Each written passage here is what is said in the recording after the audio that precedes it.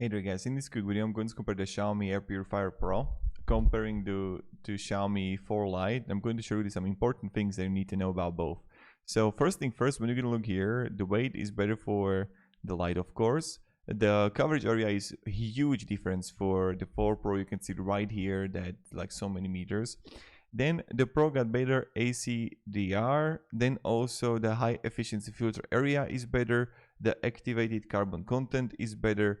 Then also negative air ionization, that's something that you're going to have with the Pro. But yes, you have the pet hair and pollen filtration, odor elimination.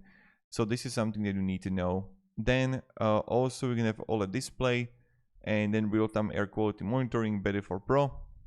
And that's pretty much it. So also the child lock is on both, and power consumption is going to be like pretty, I think, like even bigger for Pro.